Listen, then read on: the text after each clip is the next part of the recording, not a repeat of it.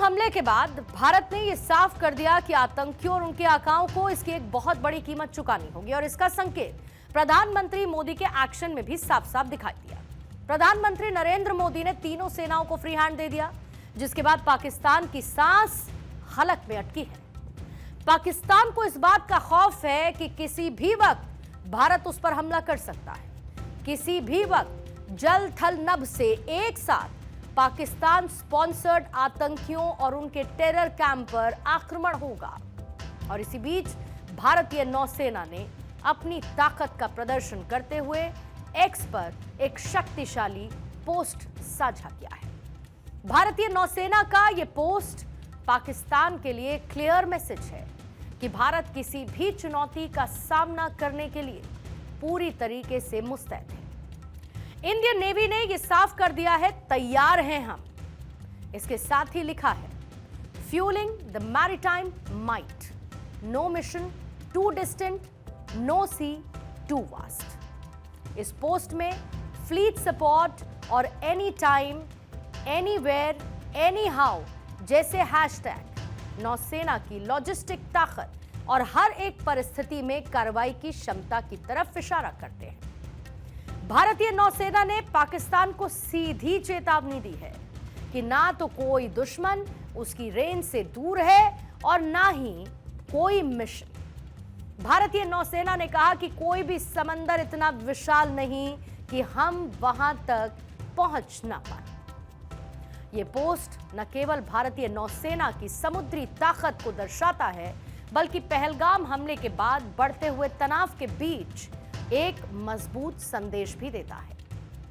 इसके साथ ही Indian navy ने इस पोस्ट के साथ एक तस्वीर भी शेयर की, जिसे देखकर पाकिस्तान के पसीने छूट रहे हैं। इस तस्वीर में भारतीय जंगी बेड़े और युद्धपोत आपको नजर आएंगे। इससे पहले इंडियन नेवी ने अरब सागर में मिसाइल और हथियारों की टेस्टिंग की थी। नौसेना ने लॉन्ग रेंज वाली मिसाइल और वेपन सिस्टम की टेस्टिंग की, साथ ही सफल anti ship missile firing test को भी अंजाम दिया था। भारतीय युद्धपोत आईएनएस सूरत ने अरब सागर में MRSAM मिसाइल का परीक्षण किया था। इस मिसाइल टेस्टिंग की टाइमिंग बहुत इंपॉर्टेंट मानी जा रही है, क्योंकि पाकिस्तान की ओर से संभावित मिसाइल परीक्षण को लेकर चेतावनी जारी करने के कुछ ही घंटों बाद भारतीय सेना ने यह मिसाइल परीक्षण किया है।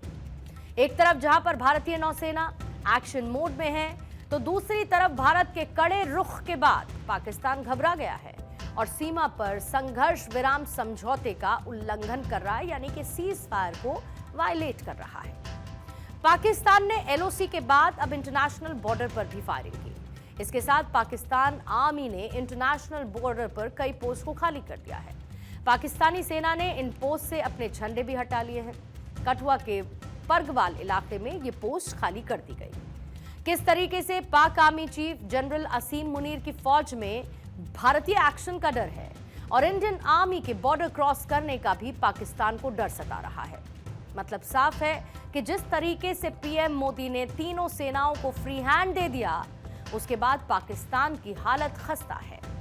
सरकार ने यह साफ कर दिया है कि अब आतंकवाद को बर्दाश्त नहीं करेंगे और आतंकवाद से निपटने के लिए टारगेट, टाइम और तरीका सेना खुद तय करेगी। मंगलवार को पीएम मोदी की हाई लेवल बैठक से निकलकर जो कुछ बातें सामने आई, उससे यह साफ है कि पहलगाम आतंकी हमले के गुनहगारों की उल्टी गिनती शुरू हो चुकी है। यानी कि अब सेना तय करेगी कि हमले का वक्त क्या होगा, हमले की तारीख क्या होगी और जवाबी एक्शन क्या होगा। अगर भारत पाकिस्तान की युद्ध क्षमता और ताकत की बात करें, तो हिंदुस्तान पाकिस्तान से 3 गुना ज्यादा ताकतवर है। इसके आंकड़े कई बार हमने आपके सामने रखे हैं। किस तरीके से भारत के पास एक्टिव जवानों की संख्या पाकिस्तान से ज्यादा है। रिजर्व फोर्सेस में भारत के पास पाकिस्तान से ज्यादा फोर्सेस हैं। भारत के पास पैरामिलिट्री जवान पाकिस्तान से ज्यादा संख्या में हैं। इसके साथ ही जो बख्तरबंद गाड़ियां हैं, वो भी भारत के पास ज्यादा हैं। युद्ध टैंक से लेके आर्टिलरी और साथ ही कई और जरूरी चीजें भारत के पास हैं। भारत के नौसेना बेड़े में जंगी जहाज हैं और पाकिस्तान के पास उसकी संख्या कम है।